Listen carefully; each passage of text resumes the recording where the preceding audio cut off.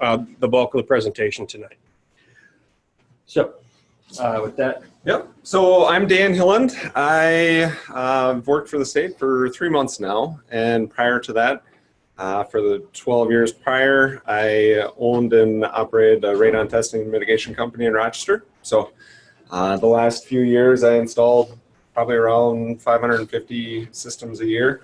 It was a business that I started with my father back 12 years ago, and shortly after that, he had to quit. He ended up getting lung cancer, and that's what got me into the radon business. So kind of a personal tie there. And in climbing in attics, climbing on roofs, right into the nitty gritty, right up to the end, November 8th when I sold my business. So dedicated to this full time, wanted to spend a little more time with my wife and kids, and was ready for a change in life, and figured this was a good opportunity to try to mold the program and hopefully have it be a successful implementation. The mitigation part is really what I had focused on, which the injunction put a little hamper in that. So we're focusing on measurement right now and doing well at that. This is Deb, my coworker. Hello, Deb Madsen. I've also been with the state for 3 months. My background's a little more eclectic. I've done environmental consulting, local health department work. I ran a radon program in Iowa for local health departments for a few years, and then transferred up here to Minnesota. And I'm excited to be here and talk about radon and answer any questions you guys have.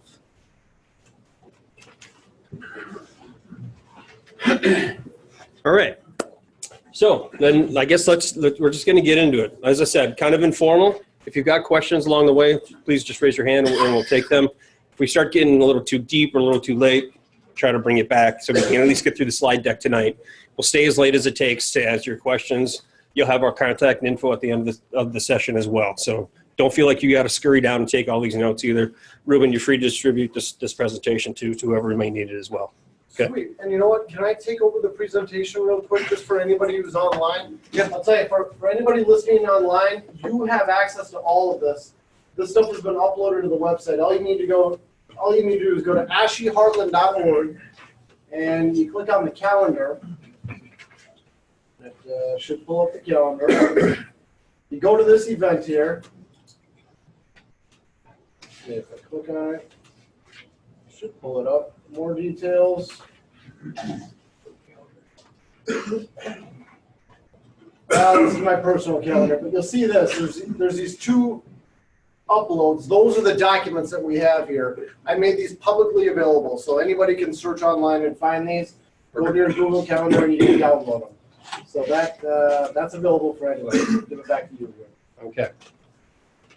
All right. Question for Dan, if you don't mind. So my experience here in the Twin Cities, about 40% of the rate of the homes that I test are above 4.0. Sure. I'm curious, in Rochester, what is your experiences there? Yeah, so AirCheck and the Olmsted County Department of Health have said that it's right about 50%, maybe a little more, have high levels. We got a lot of limestone down there, and that karst geology creates a perfect pathway for the radon just to flow on up. So with that karst geology, we get a lot different radon levels too. So we could have 100 picocuries in one house and right next door at 2, just because if you're happen to be sitting on one of those caves, essentially, you could get that radon coming right up. So get some weird houses, some weird mitigation instances, but yeah, quite a bit down there. You hit 100. I've not done that. Yeah, I've had 200 picocurie houses. One was in Cannon Falls and one was in Spring Valley. Regular house, one was 90s build and the other was added on a few times, but no idea, it just happened to be. Yeah, we'll find those kind of pickpocketed around, even the metro area. 20 is typically the higher levels that you typically see, but I'll see hundreds, 150s occasionally, but it's usually the kind of what Dan described is some sort of known pathway underneath the structure that's just allowing a gob ton of soil gas to enter the structure. And the odd thing is, the higher the radon levels, typically the easier it is to fix. So it's kind of fickle about that. I've seen a 280. Cool. Yeah. Where was that? In Grove Heights. Weird house or regular? just like an average house. A house is a house, and next door is probably less than 4, right? Probably. Yeah, right. Okay, just so everyone is aware, the Radon Licensing Act did become effective January 1st this year.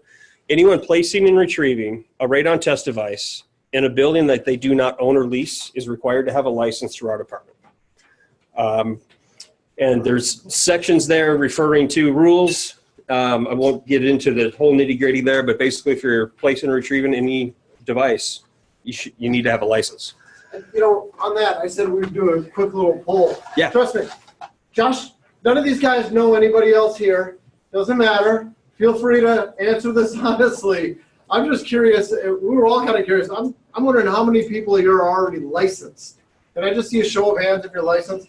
So for anybody who's at home, it looks like maybe half the room to about half or so. Okay. Okay. The mitigation side of the Licensing Act was put on hold on December 28th for a temporary injunction.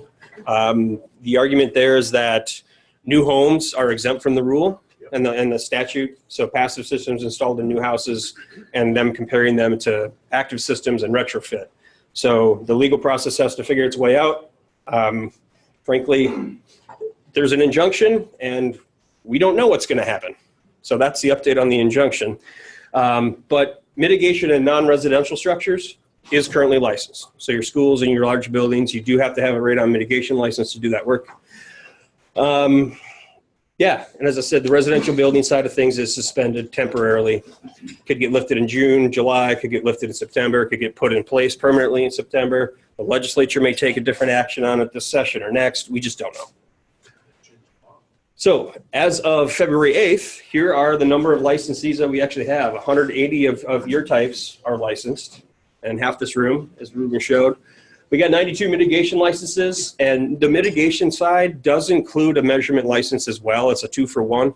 So, but we're not double counting. So if you're a licensed mitigation professional, you are allowed to do testing. You don't have a measurement license and a mitigation license. You just have the mitigation license, but allows you to do both activities. 22 companies. So the 70 difference there are people that are either sole proprietors, one-man shops, basically is all that means. They don't need a company license. They just operate under their own personal license. And then 11 laboratories. And then, is this where I turn it over to you, Mr. Hylland? It is. Okay. I'm here for any questions about the history, about the licensing rules and the act. Again, we'll be here all night for as long as you guys need us, and then you'll have our contact info too. So thanks for having us. Perfect. Okay, so what our goal tonight is to give you a little bit of a run through what a QA plan is, what the heck it is, why it is for you, those of you who are licensed, the pain and misery that you went through to get that darn thing uploaded, and why it's actually pretty important. We're also going to talk about an audit, because everyone who's licensed will have to get audited once throughout the year. And our first year, we're really mainly looking at compliance assistance.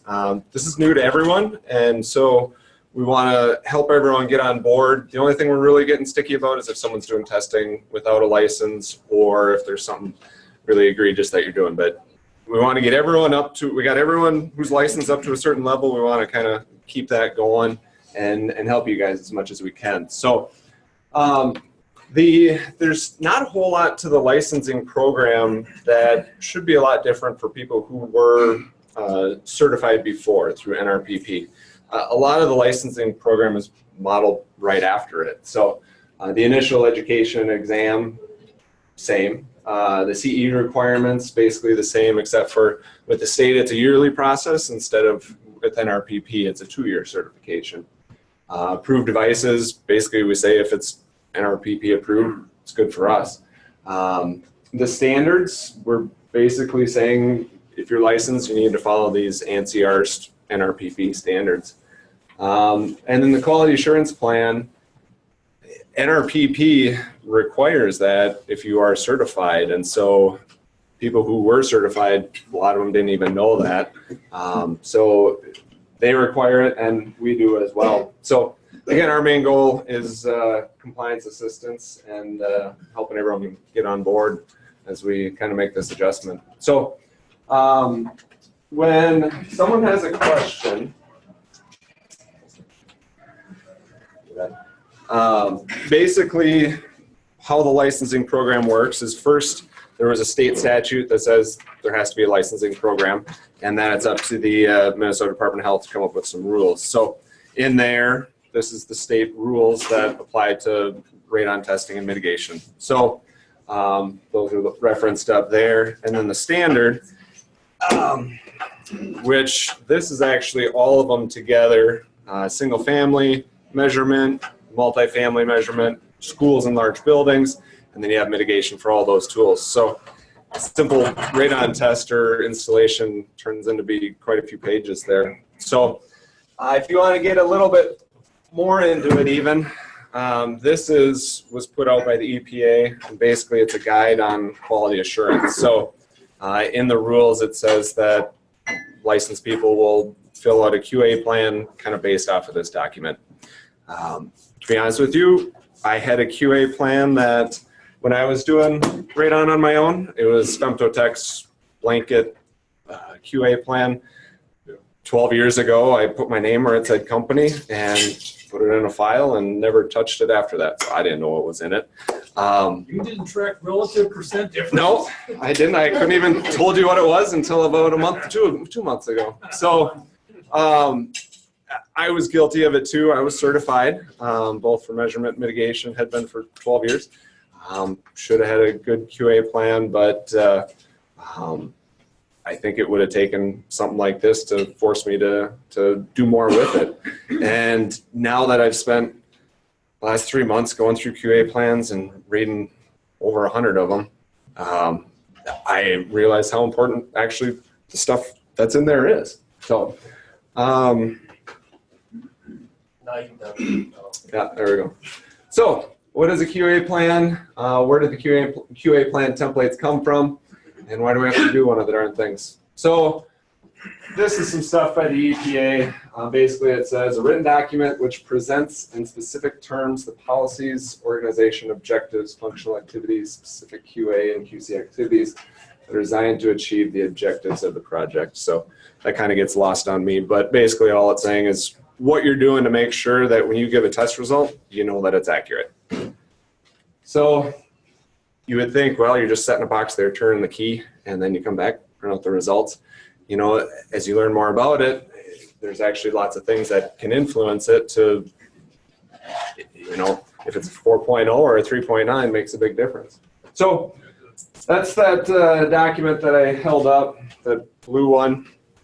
When I started with Deb, we were going through the QA plans, and I remember saying to her, well, who's even going to ever look at this? And I don't really want to open it. It's from the 90s. And sure enough, as we got into it further and further, it's like, well, we actually got to go back to that and reference it, and started reading into it quite a bit. So that was originally written back in 97. In the mid-90s, they were kind of working on it too. But Bill Broadhead, Josh is a mitigator in Pennsylvania? Yeah, correct. So he's been around for a long time. He's at the conferences, pretty cool guy, but he's been in the battle for a long time. And actually the EPA was the original NRPP organizer provider, correct? And then it went to... And they privatized it. Privatized it, went to the NEHA? Yep, and the NRSP. Okay. And so morphed, and currently it's with ARST. So parts of this presentation and the MDH template QA plan were put together with Bill Angel, and some of you may have had his training. He's been around radon block for a long time too. So he helped put the QA plan to make it easier for all of you guys to submit that.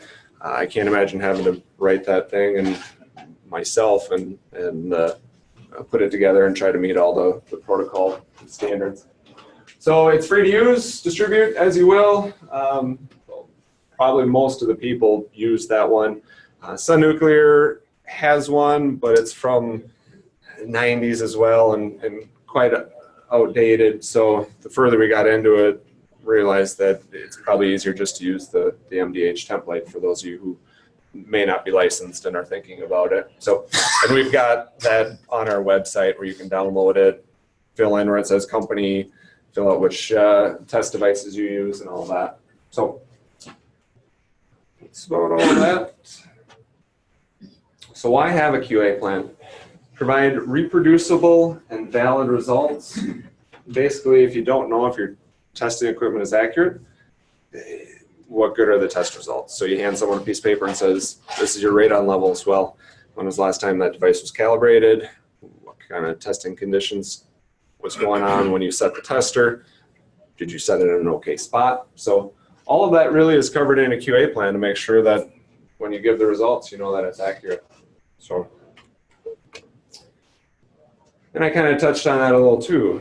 So that 3.9 or 4.0, home inspectors, I mean, you're in the heart of real estate transactions. That's your main job there. So when I was doing it, it would come up right at that cusp quite often. I always hated it too, because weather can influence it. And even if you set two testers and do a duplicate, chances are they're not going to come back at the same test result. So you want to make sure that your equipment can be as accurate as possible. So, or if the customer tests afterwards, say it was a 3.9, they bought the house, and all of a sudden they test on their own and it's a 7. Or what if they find out your tester hadn't been calibrated? What's even worse is if you didn't place it in a good spot, and then they end up having to install a mitigation system, and if it's a bad house. So I got burned once my first year doing it. I was following protocol and set a tester on the main floor because I thought the basement really wouldn't be used, and the realtor was handling it, and she was trying to do the customer a favor, and so she paid for the test and said, well, whatever you think, just set the tester. And so I set it on the main floor. The basement was unfinished. It was a 1930s 1 1/4 story. So test result comes back, say a 3.7. Well, come to find out, the lady was going to put a treadmill in the basement, so she really wanted to know what the test results were down there. Well, at that point, the inspection contingency was up, and so she closed down the house, tests again afterwards in the basement, 4.5, and now she wants to install a radon system, and pissed at all of us because she could have had the sellers pay for it. So anyway, you want to cover your bases and make sure you're following code, protocol, and all of that. So when I started doing radon, I would say the radon industry wasn't nearly as developed. We had different standards we can follow, and just recently have they become more harmonized. Everyone's becoming more educated with the internet and everything else, and the real estate disclosures and the MDH required notification for radon. There's definitely a lot more people checking on you now, not just us, but just in the public. So there's more competition too. I remember there were 2 people that did radon in Rochester when I got into it, and now there's probably a dozen. More states are becoming licensure states. It's just more mitigations being done. I think this year Josh, what's the radon test kit, the air check? It's up like 75%. Oh, yeah, it's up 75% from last year's record year. Yeah, so. Dan? Yeah. Guess what, do you know how many states are required? 3, 4, 5? How many states have requirements? 17. Well, then I would have guessed. There was a hand back there. Yeah, I had a question. You said the tests that you sell are up 75%? So the state has a discounted test kit program. Yeah, and so the clicks on there are up 75%. So this may be off the track a bit, but we're doing this to keep the consumer protected, correct? Yep. So people have gone through testing and a lot of schooling to do this properly, and you're selling tests for $10 to people that don't know what they're doing. The states. How valid are those tests? Sure. And if there are people that are trying to sell their house and they choose not to follow the protocol to get a result that they're looking for, Yep. what good does that do the consumer? Sure. Well, a Can person. you just repeat a little bit of that? We got just as many here as we do online. Yeah, you bet. So the question entailed why require licensing for professionals when homeowners can do their own tests? Fair summary, correct? And for a substantial amount of money less. Less, sure. And I would not recommend, and I don't think anyone recommends, a buyer doing their own test for a seller or going in like that. A seller, or a person can do their own plumbing and electrical work too, but there's licensing for those programs as well for professionals. So there is a certain grain of salt that you should take any information from a seller with. And I know that there's quite a few buyers who would have a radon test done with a home inspector or a professional when they're buying a house anyway, no matter what type of test result was provided to them by the seller. So totally up to each individual. I think any testing is good if you're doing the test correctly and looking at a reduction of lung cancer risk. So would that be a safe? So that's that. So this was a statement from that EPA document, and I'll kind of just brush over it, but just saying there are many experienced, knowledgeable measurement experts who perform fine work, but who do not have the time or support for management to implement or document QA/QC practices. They may produce accurate results, or they may have incorporated erroneous calibration factor and not know it. So in either case, the lack of adequate documentation makes it impossible for the measurement results to be So would you indisputable. say, going back to the last question? Yeah. That those home test kits are worthless? It depends on if they followed protocol. Well, they certainly didn't have a QA/QC program. Sure. Yep. And they're not professionals doing it for hire for other people though too every day. Right. So And they're not turning it in with a 48 to 72 hour turnaround either. So we all have a different level of investment than a homeowner or seller does. sure. Dan? Yeah. I've noticed when we get the calibration certificates back. Yep. And Sun Nuclear also points this out on their website. There's I want to say it was called a J factor. The way Sun Nuclear described it as you can add further precision to your measurement if you apply that multiplier. Okay.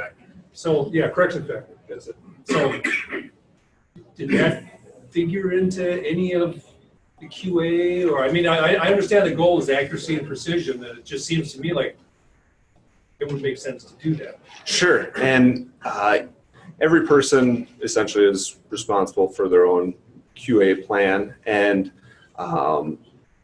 to follow manufacturer recommendations and all of that. So I guess we're not going to specifically go to that detail.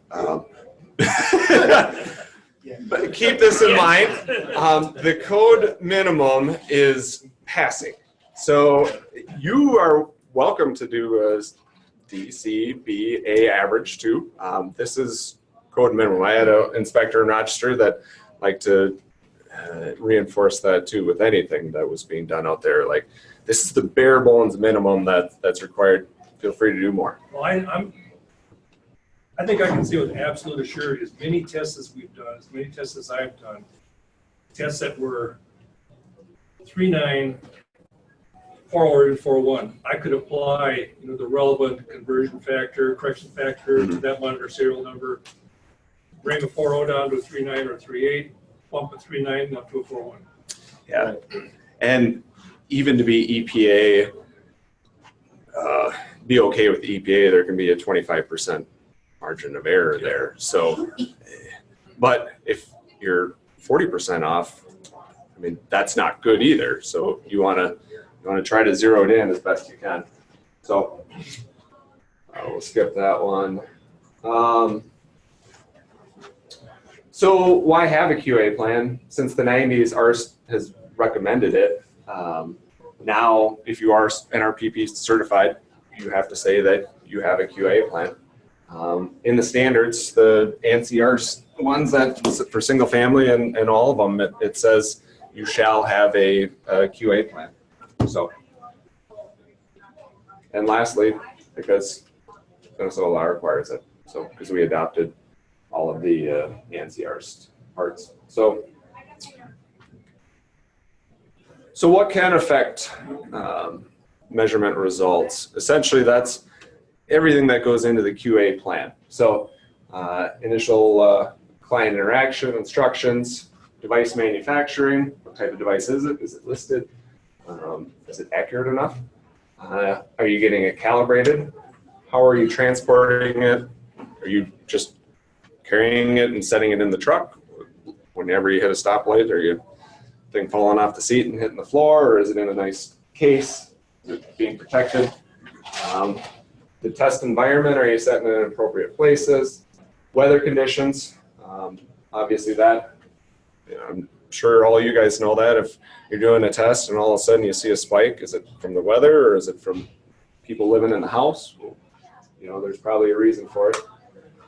Deployment and retrieval protocols, are you setting it, picking it up, following instructions that way? Duplicates, blanks, spikes, cross checks, we'll go over all that later. I'm sure that'll be a nice discussion.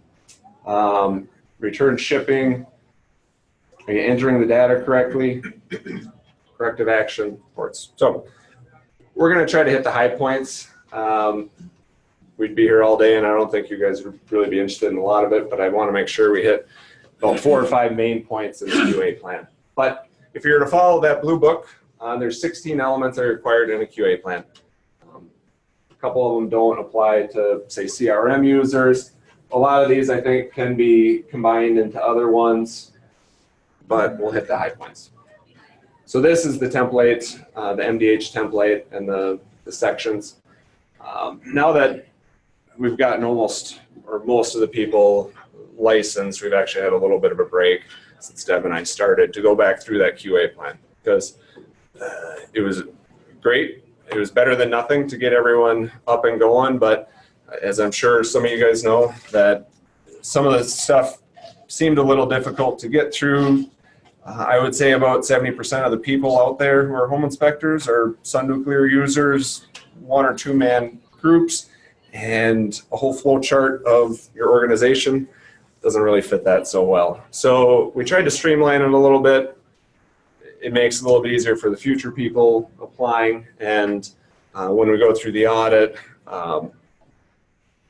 some of the people who got through in the beginning may have gotten through a little bit easier as we kind of got the process going through, but we're going to get everyone to the right level as we go through the audits. Can you flip back just one page real quick? Yep. So again, first year is compliance assistance, help get everyone going. Next year, after this year, then we will, during the audits, actually be giving correction orders if needed, and then hopefully the following year, there won't be much of it, but at that point be giving fines for people who aren't up to that, where we want to be. So again, if someone's doing testing without a license or you're doing something really terrible, you know, we're probably going to come after you sooner than later. But we want to get everyone going here and help you get to a certain level. So these are the exhibits from the MDH one. We'll go over some of the high points there too. So the main part on just the cover page is signatures of the owner and the QA officer. So who's in charge of the QA plan? Most of the time it's the same person. If you're signing it, you're actually going to be doing it, hopefully, and saying that you're going to be doing it. You got the introduction, what kind of testing do you do, some of the staff in there. And so this is kind of where some of the stuff got integrated when we did the revisions. That's that flow chart that Ruben's company, that works great for 1 or 2 man groups. It doesn't really apply too much, but again, it's your QA plan. As long as you hit the main points and get what's in there needed, you're free to revise it too.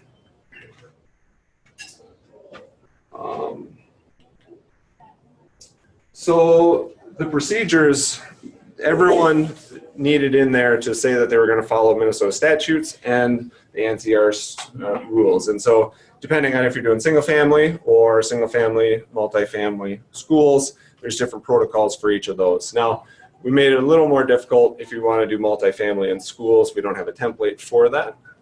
There are some differences there with notifications. So instead of just notifying the seller or the homeowner, all of a sudden, schools, you've got school boards, you've got maintenance people, teachers, a lot more places where things can go wrong.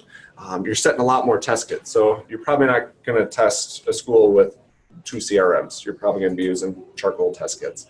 So multifamily, same thing. If you're going to be doing a whole building, you're probably going to be using charcoal test kits, and there's spikes and blanks that go with that as well. So the main thing there is listing the NCR's protocols and the Minnesota rules. And then the new thing this year for measurement people is testing multiple foundations. So we're going to dwell into that a little bit here. So in the rules, it says that a separate test will be performed at the same time for each unique foundation type. So what's a foundation type? It is defined as a basement, crawl space, slab on grade, or any other construction technique approved by local code.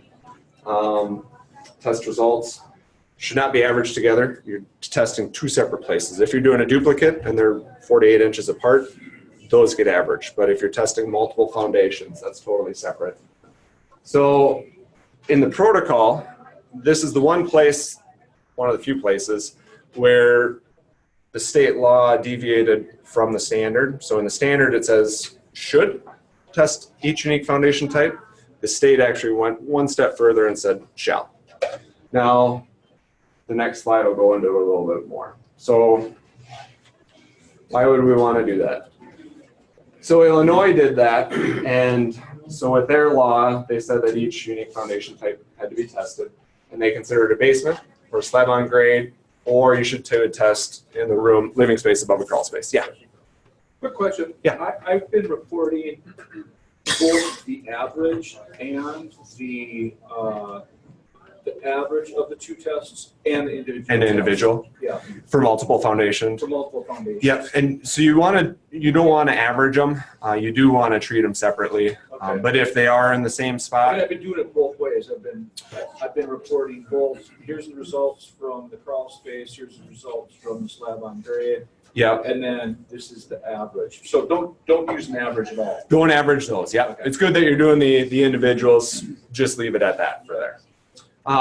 So in Illinois, they did a large scale study. They found that 20% of elevated radon levels above crawl spaces and slab on grade spaces would have been missed if the basement test was done alone.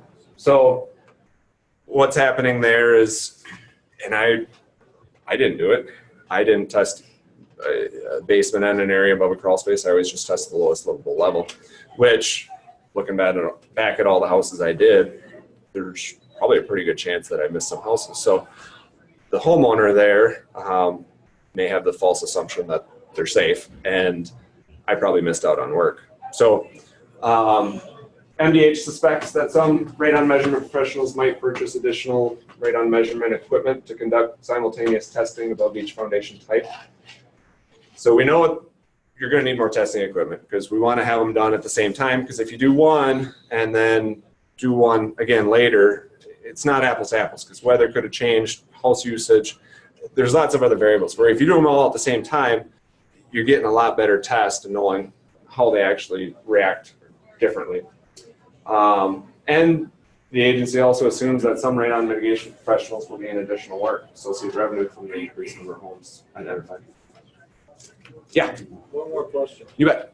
So with this, because I just purchased some additional monitors, I'm assuming we should update our QA plan, include those calibration certificates, and upload it to the state website again after we've uploaded it? So if it's the same type of device, say you had 3 1027s and you bought 2 more, Yeah.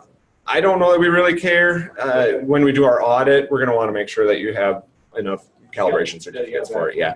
If you're all of a sudden switching though from 1027s and you're going to start using air check test kits, totally different device, especially because one's passive, one's active.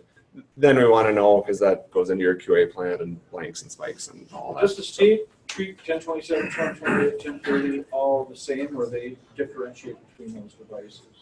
So for reporting, they're different. Yeah, they would be viewed differently, but the only thing that you'd see on your end is that you would just add a device type to your application. But how you would actually use that and use the device would be the same. Now, if you're going to get into electronics and the downloading and electrical features of the device, we can append that to your existing QA plan. Yeah. Yeah, because I know NRPP has like a bunch of sun nuclear models kind of lumped into one. Oh, And sure. I can't remember off the top of my head. Oh, if you're going to Yeah, do a performance test or something like that? Yeah, that it's like, okay, it's all these different models, sun nuclears fall under this. Sure. That's a really good point. Yeah. We handle it the same way. You handle it the same way. We will handle it the same way. So if, let's say you had a 1027 and a 1028, Yeah. those are both lumped together by the approved body of who approves the test devices. Okay. We would approve that the same way. So we wouldn't expect you to have a completely separate QA plan for a 1028 versus a 1027. Right. Now, if you get into like the 1030s, then it's actually a different like category. Right. And I'm kind of playing from memory here, so if I get the numbers wrong, Okay. understand that. So we want to make it as easy as possible on you guys to make sure that you can start using those things right away. Question, Wayne Becker. Yeah. On that topic, I have a 1028 and a 1029. They may be sending in 2 different performance checks on that. Put an extra another $200. NRPP did, or yeah. We don't require performance tests. It must have been NRPP, yeah. And I couldn't figure it out. It's the same software. It's the same thing. One's got barometric pressure and temperature. yeah, and that's a whole other story with requiring the performance test, but we don't require that just in the QA plan. So Regarding multiple foundations. Yep. If you've got a 4-season porch that's attached but above ground, probably just sitting on posts and footings and stuff, is that considered another foundation? right, so we had this discussion a couple weeks ago, and in those porches, we're having more of the discussion on the older homes, and some of those front porches originally were just porches, and then they got screened in, and then all of a sudden some of them got heated, some don't. So there's going to be some gray area with a lot of the stuff, and so with that, I would say if it's a 4-season porch, it's more living space, and so that probably should be, there's probably a lot less likelihood, because if it's ventilated underneath there, that radon could actually be coming up. I've had A some lot of really, them are like, there's a patio, it's the second floor and there's a patio It's down there. open. yeah, right. It's not, no ground contact, so it shouldn't be a test. Yeah, if there's not any ground contact, I would, there's 2 things. 1, be reasonable about it. And if you have questions, you can always contact us. But 2, if you don't test it, document why you didn't do it. If you at least document why you didn't do it, and you said, it's built on piers, there's no dirt below it. Okay, that's reasonable. But if the documentation says, I didn't do it because I don't have 2 monitors, or I didn't do it because I didn't want to charge a client X money, that's not acceptable.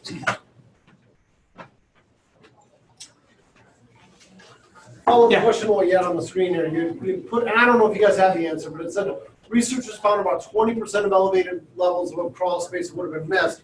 But do you know what percentage of those had elevated levels? Because I mean, is it like 1 out of 10, 1 out of 100? No, We're what- talking 20% of those 1 out of 100, or what? No, what this is saying is, in Illinois' data set, if you only took the basement level, okay, so we have the data set of hundreds of thousands of tests reported from people like you, licensees. This is not homeowner-driven data, this is licensee data. And what they said was 20% of tens of thousands of homes that were tested. If you just took the basement, 20% of those houses would come back, quote unquote, low, because the basement was below 4. But the crawl space in that same house, or the slab on grade in that same house, was over 4. That's what that's saying. So it's tens of thousands of houses that would have been missed. Okay. Got it. And I'm actually really excited to see that information from the licensed people of what kind of results you're getting with these different multiple foundations. Because I personally don't have that much experience. I can show you houses where it was a difficult to fix house and we didn't get the levels down enough with the first system, and so we set test kits or devices in each room. And I've had one house where it was 4s and 5s in the whole house, and there was one room where it was 20, and just because that part happened to have an opening in it or a crack or something like that. So, you know, some of these houses, you have a little tiny basement and may just have a furnace or some storage down there, and then these huge sprawling crawl spaces. So that's a great candidate house for doing multiple tests there, because they can test dramatically different.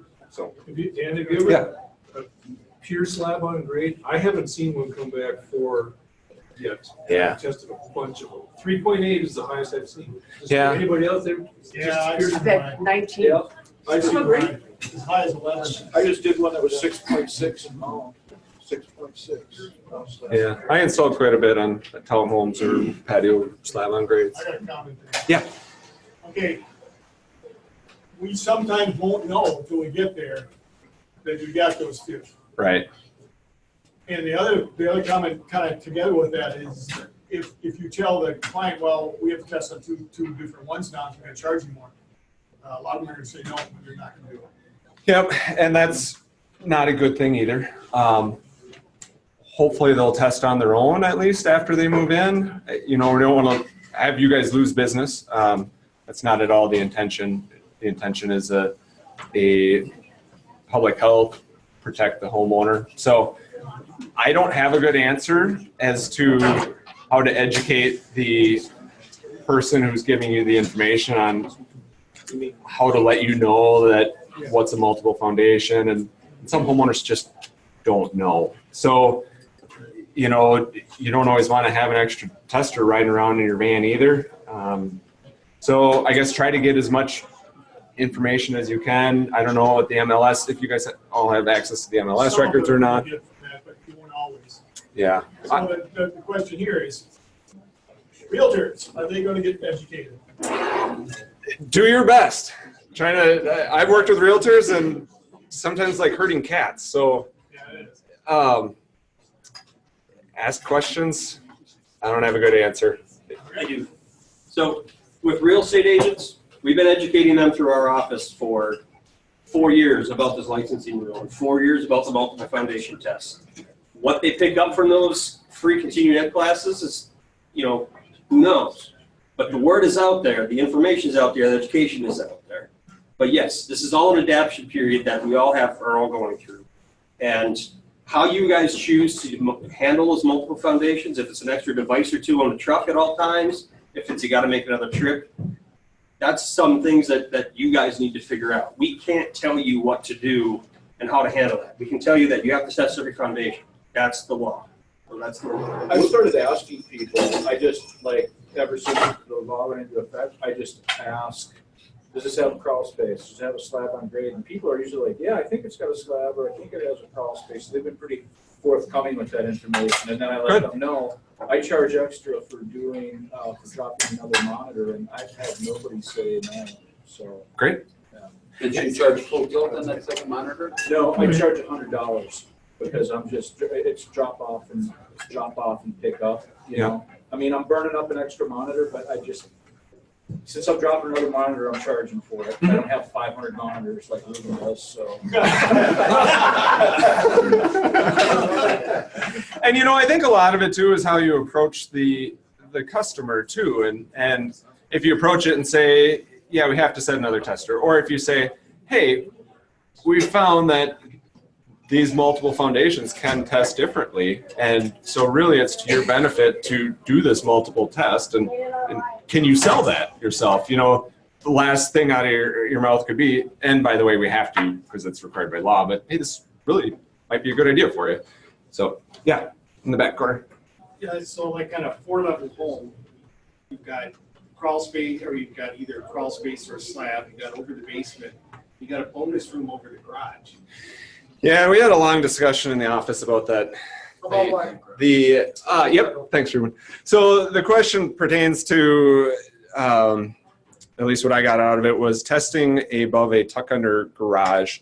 And a lot of 1950s, 60s, 70s houses have these tuck unders, and the building envelope should be around the garage. And so, but in these old houses, we know that it's not always airtight. And so you get into some of these and you've got the garage, one stall garage, and then you've got this small basement next to it. And sometimes there's a footing there, sometimes there's not. So sometimes from a mitigation standpoint, you could almost put a suction point in the garage and it fixes the rest of the basement as well.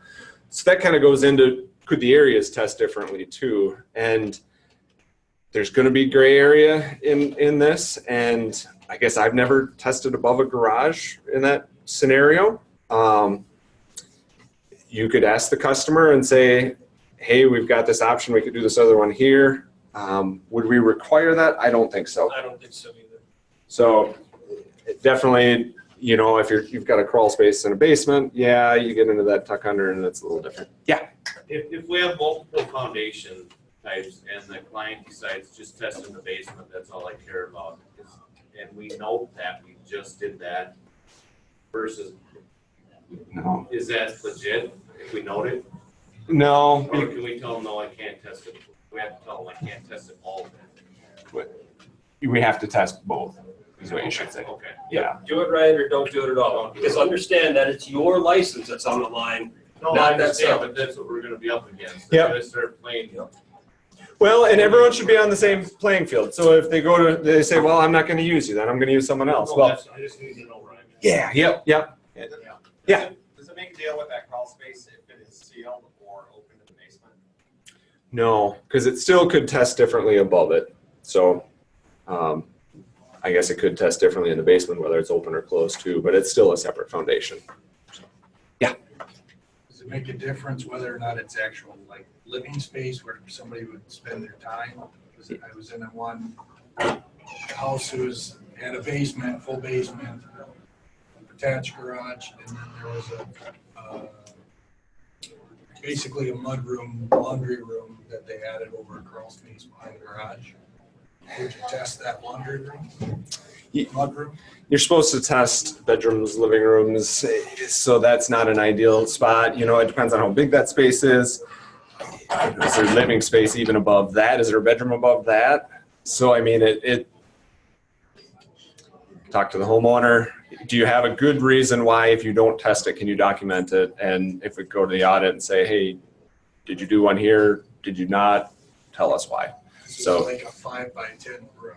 Right. Something like that. But is someone going to spend a lot of time in there? Is it divided off? Is the airflow pretty even between there and the next space? So you don't test laundry rooms anyway. right, exactly. Well, doesn't it say you have to test habitable spaces? Or the spaces that could be made habitable? Isn't that the language? Occupiable for basements is the. Or what do we use for occupiable? Wouldn't we turn to the code definition for habitable? Sure. And so another way to look at it too is with the new construction code. So passive systems are required since 2009 in new homes. So would your building official make you put a suction point under that slab as well? You know, there may be some gray area in that. So that's a good point too, Ruben. I'll just throw it out there. I mean, what we've always done is use the definition of a habitable room. We need to have at least 70 square feet of floor area. It needs to be at least 7 feet in each dimension. And the current requirement for basement bedrooms, headroom, 6'4". So if you're less than 6'4", we say that could never be made habitable. We're not testing it. That's what we've chosen to use. I think it's a good reproducible standard, and I'd encourage everybody else to use the same standard. Ruben, is that your company that addressed that? Yes. Or, okay. Yeah. I like that, actually. Because the state doesn't have a definition, I should say, the health department doesn't have a definition for sizable, occupiable space, right? It's a subjective term. If the buyer wants to throw a rug and a chair and a TV in the basement and call it living space, well, guess what? Then you might test down there. I like this, though, because there is a minimum size requirement in order for it to be habitable. If it's 6-foot ceilings downstairs, don't test down there. Got one more question related to that. What about, like some of these older homes, they got, like maybe a crawl space over under 2/3 of it, and then they have like a little cellar space. They might have a washing machine and dryer down there. It's not really, I mean, conceivably it wouldn't be a habitable space, but they got adequate ceiling height. They could put an egress window in. They could put a washer and dryer. They could make it happen down there. That's always been kind of a gray area. Is that open to the crawl space, John? What's that? Is it open to the crawl space? Could be, or could be sealed, you know. Yeah. But training said don't mess down in the crawl space. We've been dealing with that question for a long time. That's where your professional judgment comes into play. Right. We just ran into a situation very similar to this. Shelving unit, washer, dryer, furnace in what I would call a root cell. Yeah. 7 foot tall, fine, but not much livable area. Professional actually tested that area as the test for the house. Did not test the adjacent crawl space, nor did they test the first floor. Professional judgment, mine and others in the office said, don't test that basement. Test the area above the basement, test the area above the crawl space. Yeah. And just document it too. If you've got a good reason and you document it, we're not going to hammer you. If you don't have it documented, we're going to ask some questions. Right. And I really think that asking the future homeowner that question too, because I've gotten burned on that, whether it be that lady who wanted to put her treadmill down there or some guy who's going to put a little workshop down there, and no one in their right mind would spend time down there except for this guy tied fly fishing lures down there. Loved it. That was his man cave. Okay, great. Let's test down there. But, you know, no, I wouldn't consider that livable otherwise. So, but he was the one paying for the test, and that was a more stringent test. So great. Chain of custody has a lot to do with how those testers, where they're going, who's checking them in or out with the quality assurance guy. A lot of the smaller companies, it's not very applicable. Kind of hop through it.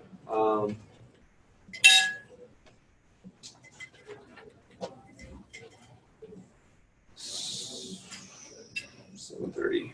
Got an hour. We gotta go pretty quick. There's one thing here. I believe it was this section that a lot of people struggled with, which was lower limit of detection of the testing equipment.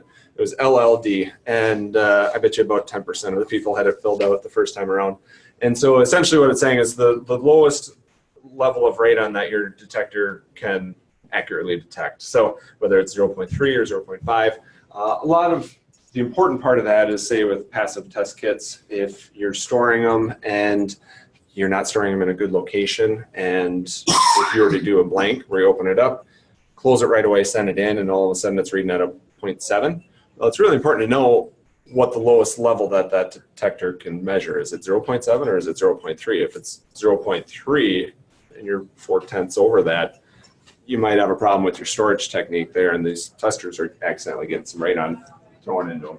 So I think we'll go to it. So part of any QA plan, according to this 1997 EPA document, according to NRPP, these NCR standards, is duplicates 10% of the time, blanks 3%, 5%, and spikes 3%.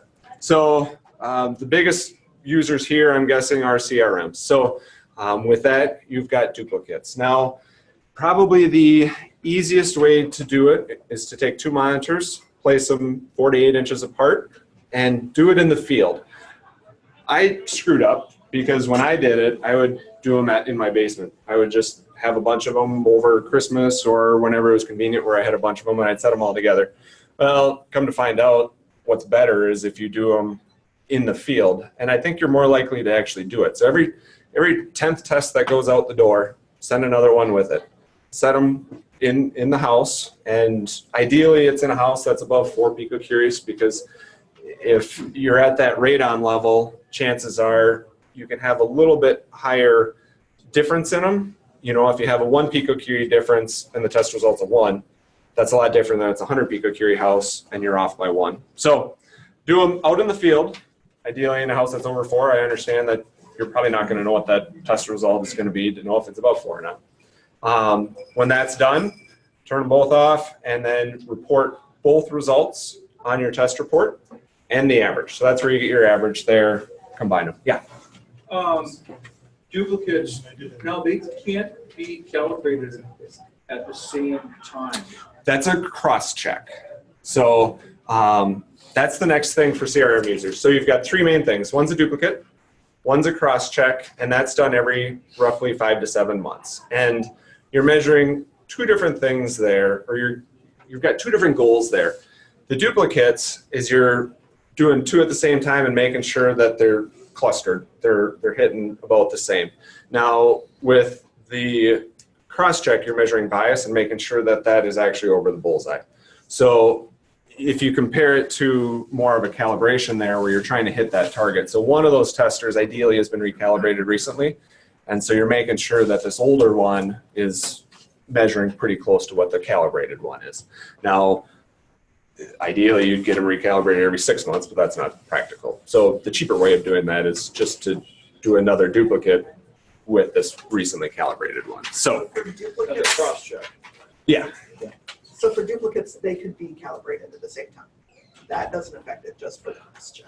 just for the cross-check. You can use that as the same, a duplicate is the same as a cross-check or you can use the same test as both. Exactly. Yep. So if you have two testers and if you get them recalibrated every 6 months apart, every test really is a cross-check because they're off that amount. Whereas if you're doing both of them that they were recalibrated at the same time, you don't know, they both could be screwed up and not know it. You know, they may be measuring the same, but if they're both off by 4 picocuries, you're not really going to know that. So that's why it's nice. And I've had testers where in the chamber they tweak something, and one of them may consistently measure at 0.1 when it's basically saying 0, and one will be 0.3 as its lowest. So no matter what, I can't get either of those to go lower than that. So that's how those testers can sometimes.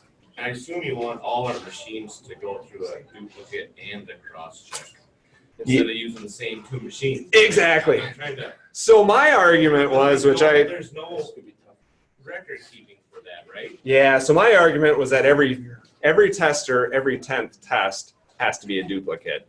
And it gets really tricky then keeping track of those. And by all means, that's fine as long as you're still doing your 10%. But if you've got 30 testers and trying to keep track of all of those. So what we're held to is what the protocol says, the ANSI ARST. The ANSI ARST just says 10% of all measurements. And so do your best to try to make sure that you're not just doing duplicates of 2 of them and these other 5 are still never getting a duplicate. But it's going to be a lot easier to track just every 10th one, send another one with it.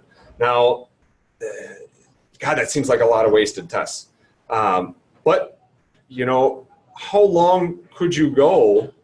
Say you got a tester and it acts up funny, and that was 3 months after it was calibrated. How many more tests do you do from that point until it gets recalibrated 9 months later? And say there was something wrong with it, and how many tests do you need to go back to those other ones and say, you know, I said it was a 5, but actually it turns out it was probably more like a 2, so you maybe didn't have to put in that radon system. So, you know, it sucks, but I'm finding that really this is pretty important to make sure that when you give someone a number, you're pretty sure that that's what it is. And So for cross-checks, every machine would need a cross-check. It's just the duplicate is by location. Yep, sorry, thanks, Deb. So the duplicates every 10th one, and that's why on the tracking sheet for the cross checks, it says it works better if each tester has its own spreadsheet, so then you can track that one and make sure that that one is being done. So in the back, yeah. I think I got this, but it's every 10th test per machine, right? So whatever that serial number is, when that one hits 10, you do a duplicate. Yeah, so the question in the back was, is it every 10th test per machine, or is it 10% of all measurements? And we've had that argument in the office, and I think it should be every 10th test for a machine, and ANSI ARST says 10% of all measurements. So I can't hold you to anything higher than 10% of all measurements. So ideally you want to rotate these in and make sure that each one gets duplicated. But what the standard says is 10% of all measurements. So, yeah. And I'm hearing you say 4 to 8 inches apart or 48. Yeah, thank you. The question was, is it, when you're doing a duplicate, is it 4 to 8 inches away or 48 inches away? And what it is you don't want to go any closer than 4 inches apart and no more than 8 inches apart. If you go more than that, then it's 2 different tests and you don't average them. They're not duplicates. So they need to be pretty close, but you don't want to steal the radon from one test device, because if you get them too close, it won't read right either. So, and some manufacturers specify in their manuals what it is. So the duplicates, what you're measuring there, so you take your two readings then, and you report them to the customer, and then when that's done, you bring it back to the office, and you input those 2 test results. We'll get to the spreadsheets in a little bit. Blanks and spikes, I'm going to leave that for now because I think most of you guys are CRM users. It's in the QA plan if you are using air check test kits. Or, show of hands quick, would you? Yeah. Who uses passive test devices? Charcoal test kits? Just one. Okay. Yeah. If you have any questions, by all means. Yeah, I know this. So that's the cross checks, calibration. Calibration is every once a year, get them recalibrated. Corrective action, basically, if you see something goofy with your duplicates or your processes. So say you're going and setting these testers and no one's having the windows closed. Well, it's probably something on your fault that you're not giving notices appropriately, getting them to the right people. Maybe look at your process and see if you can change something, make it go a little better. Training. Maybe they're dishonest. No, that would never happen. Actually, Dan, can you go back to the corrective action? Yeah. I got one piece about, I guess, a source of heartburn for some professionals is that we're doing all this quality assurance stuff, and I find something wrong. There's nothing wrong with you finding something wrong. What would be a problem is if you don't do anything about it. And we're here to help you do something about it. So if you're finding your passive devices, your duplicates or your spikes are way off, we'll work with you, we'll work with the lab to figure out why it's way off. That's not a violation just because your QA percentages are off. It's a violation if you don't try to do something to fix it. And I know some of you won't believe this, but us 3 work for the government and we are actually here to help.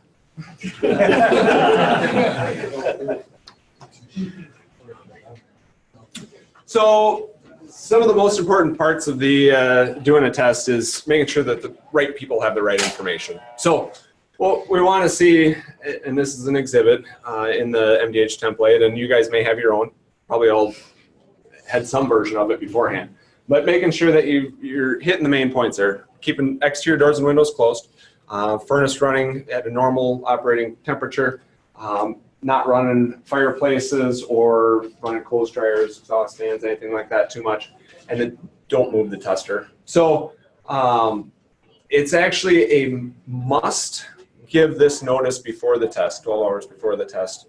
So I realized that some real estate transactions, man, is that tough to get anyone to give you any information, let alone the homeowner who you're going to be doing the test for. So are we requiring that we get the homeowner's signature? No. Are we requiring that you make an effort? Yes. So in showing time, do you put a note that says, hey, reminder, keep the exterior doors and windows closed, 12 hours before the test, live in the house normally? Great. If you can show some way that you tried to get the correct testing conditions, that's good. Yeah. What about running HRVs during a test? Great question. And I think I'm going to hit that in just a few minutes, if it's all right to wait. Oops. So the next one is the test in progress notice. So basically door hanger, something, a little note next to the testing equipment. You probably are all using one. In the protocol, it says that there's some main things you want to say. So here, I think this is probably one of the most important things that we've been working on over there. So the protocol does not require that you have a checklist. What the protocol requires is basically there's 2 pages of all shalls, and it pertains to the test report, which I think is the most important part of the whole radon test, because that's what you're doing is giving the customer the test result. So what's in the test placement and retrieval checklist helps you to be able to answer the questions for the test report. And I've got copies. Looks like they may have already gotten handed out. Great.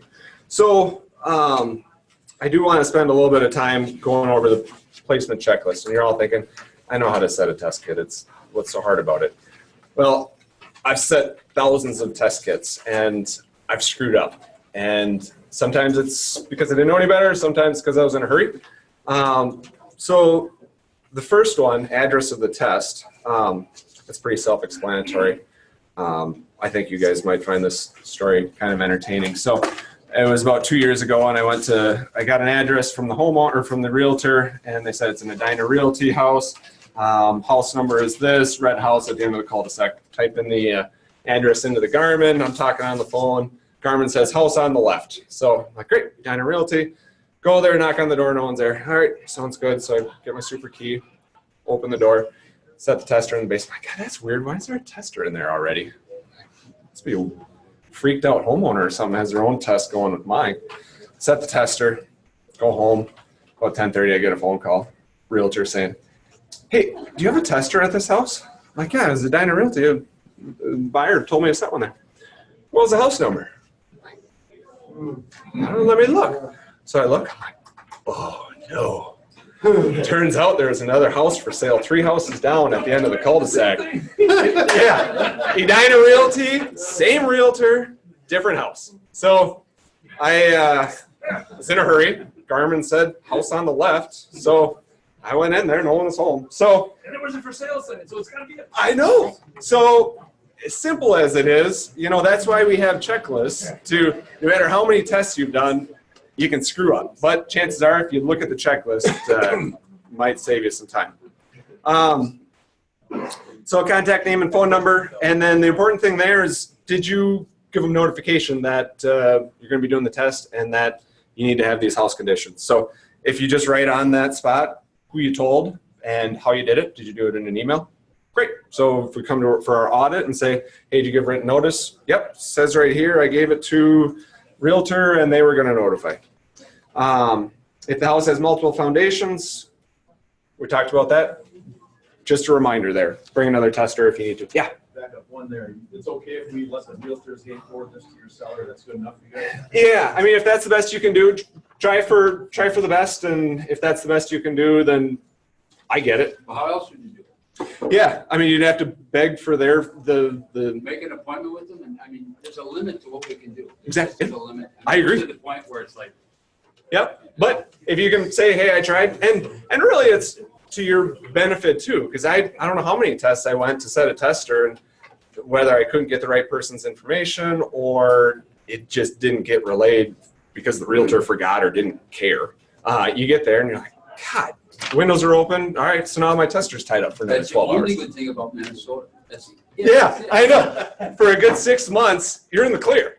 So, but.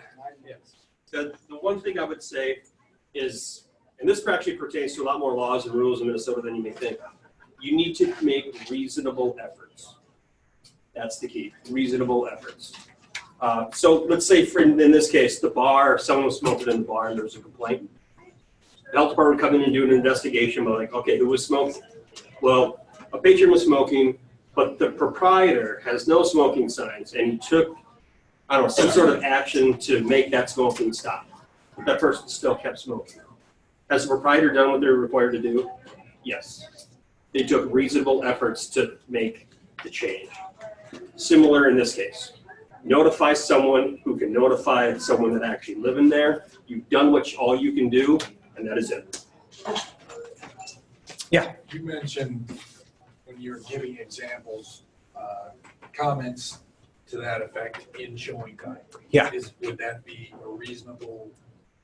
I believe it would be. When you book the appointment and you put that comment into the agent saying. Because the seller's agent should see that and approve that, or if it's on auto approve or whatever. So I would say that's written notice, and that's pretty darn good. If you can hit the high points there and say, make sure to keep the exterior doors and windows closed, before the test and during, and yeah.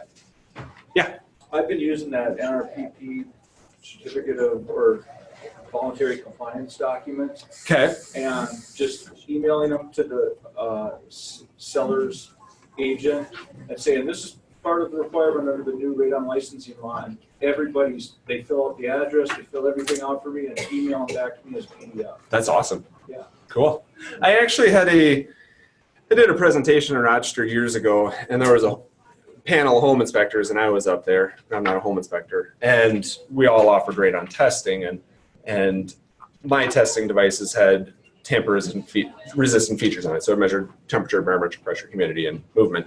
And this other home inspector used the county test kits, and he used that compliance agreement, and he said he found that if someone actually put their pen to the paper, they were less likely to tamper with it than my fancy tester with the tamper-resistant features on it. So he was comfortable with that.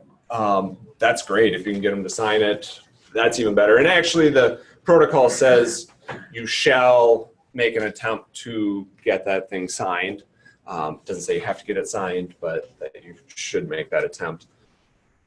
We've morphed that a little bit to say just give written notice that you're trying to get the test conditions right. So, because it is so important. I mean, you guys know if windows are open, it's not an accurate test result. So, yeah. Wasn't there something on there, somewhere in there that said if they don't sign it, you have to write on there the reason they didn't sign it? Or, Yep. And that's great. If it's a vacant house, would the fact that it's a vacant house be? Right. Yeah. It's not you're going to send that to the bank and ask for the bank's signature. Have a hard enough time getting anything from the bank. So, I'll get you back on the shoulder talking about there. yeah. And actually, I'm going to spend a little bit more time on this. Sorry. So placement checklist. So just a reminder there, does it have multiple foundations? Oh, shoot. Yeah, I got to grab an extra tester because it might have that. So ground contacted area of the home is greater than 2,000 square feet. So that's a should in ARST, that if it's a huge basement, you might want to set a second one down there. Again, you can talk to the buyer and say, hey, do you want to spend the extra money? It might be worth it. But just to be clear, we don't have to do that. You do not have to do that. That is a should. Okay. Yep. Thank you. Absolutely. So is an additional testing device needed for a duplicate? Just an extra reminder, hey, God, I am due for that. Maybe I should set another one there. So then you have the option, instead of just one testing device, you may end up setting two if it's a duplicate or multiple foundation. God, you could have three if it's crawl space and a basement and a slab. So we put on their calibration date. Again, you don't have to fill this out. It's for your benefit if you want to. Just put the calibration date on there and say, oh, yep, crap, I'm due for this one to get calibrated. Maybe I should pick a different one and send that one in. So you get to the house. Will the house be occupied during the test? Basically, you know that it can test differently if it's occupied or not. And I always get the question, or I got the question, or the statement, mainly they were trying to tell me that, well, the house has been closed up, and so of course it tested high. And I actually don't know the truth of that. You know, it's best to test under normal living conditions, and they recommend if you are testing and it's vacant to have the homeowner test once it's occupied again. So on the one hand, you've got, if the radon comes up and gets into the house, it's probably not going to go anywhere because these doors and windows aren't getting opened up. But at the same time, when a person's living in the house, they're running clothes dryers, kitchen hoods, bath fans, all of that stuff takes house air, exhausts it out, and then can possibly pull more radon in. So I don't know. I think every house could test differently. I don't think you can just blanket statement and say, well, the house is vacant. It, of course it tested high. I think there's a lot of different dynamics there in how the house breathes, and a better test is done when it is occupied. Kind of speaking to that, yeah. Part of the NRPP is looking at the data. I had empty houses where you look at the data and 4 hours after you set it, it spikes into 18, 20, and then looking at the time frame, it'll drop down to 2, and I suspect realtor came by or whatnot. And luckily enough, after all is said and done, it's still in the 7s, 8s. Yeah. I suspect, same realtors. Yeah. Open windows doing something. Yeah. And then what do we do on your end if we're kind of suspecting Yeah, good point. And that is a shall if you notice anything different or funky with the test result. And so the next sheet is this modified test report. And Deb and I spent a lot of time on this, and we made it. Then you document you originally had, that test, this test report is different than the one. Exactly, yes. The question was, is that test result or test report is different than the one that was in the MDH template, and that is correct. The one that was in the template isn't wrong per se, because it just didn't have a spot to put these extra weird things. And so what we did is took all the shalls that were in the protocol and then put them in a question more or less and said, did these apply? If so, note them. So is this on the state website now? No, we actually, Deb and I just finished it today. And so you guys are the first people to receive it, and feel free to modify it as you will. And we can email it to everyone in the Word format. This is to help you guys, and so anything to help you decide which things need to be noted on the report, because I wasn't very good about this. I should have noted on the test report possible things like the air exchanger, and I think now is a great time. So in air, Dan, if I could just, sorry. Yeah, you bet. And actually, we can't load it on the website right now. Sorry. They're currently switching over our website from wherever it is now and putting it in the cloud, so we can't upload documents until I think the 14th. But you could So email we can email it to you and all that, but eventually it will be on the website. Yeah, and we're going to have the new updated QA plan on there too as soon as we can, and we'll have these forms too. So, yep, we'll try to get it to you. The air exchanger, and so that definitely is something that can influence the test results. I know back when I first started, I had a homeowner, and they did their own test, and they weren't sure if they did it right. And so he called me, and I said, great, yeah, I'd love to do a test for you. So I went out there, and he says, hey, I got this air exchanger. I said, okay, well, do you normally have it on or off? He says, well, it kind of depends. I said, well, all right, well, let's set it to normal for the first part of the test. And I had a CRM so we could see the hourly data. And then let's turn it to high after a few hours, or a day. And then the last part of the test, let's turn it off and just see what it does. So he said, great. I came back, picked up the tester, and the first day, let's say it averaged 5 picocuries with the air exchanger running. Then he switched it to high, bumped the radon levels up to 10, and then he turned it off, and the radon levels went to about 1. Totally counterintuitive. Should have been the lowest with the air exchanger on high. Well, I said, you ever had this thing maintained? He says, I don't know anything about it. And I said, okay, so you're like all the other people. Balance the airflow. Yeah, well, and that was exactly the problem. He says, well, I think I've cleaned the filter, and I look at the filter, and yeah, it looks pretty good. I go out to the outside of the house, and the air exchanger inlet is completely blocked with Lord knows what. And so I cleaned it, and then we did another test, and it was like 0. And so I didn't get to sell them a radon mitigation system. But that's what the protocol says, and I think I want to state that. I think it's in my other one. But basically it says you should have it running if it normally is, and I say normal living conditions. So if the homeowner normally has it running, great, have it running during the test, but you got to note it, which way it is. Air exchanger was off, air exchanger was on. If it was on, was it operating properly? If not, noted. So there's just lots of blanks on that test report and places to put that stuff in. Yeah. How do you know if it's operating properly? Use your good judgment. You may not know. If it's unplugged, that's pretty easy to tell. Oh, I thought you meant like, is this filter or is it blocked outside? I mean, Sure. I don't know that. Yeah, and I would recommend checking all of them on the outside of the inlet. I think 90% of the houses I went to, it was blocked, and that can definitely increase radon levels. And so if you're doing a home inspection, you're probably checking on a bunch of other stuff too, and you're probably noting this stuff in your own report. And so, no inspection. You're not doing inspections? Not with the radon testing.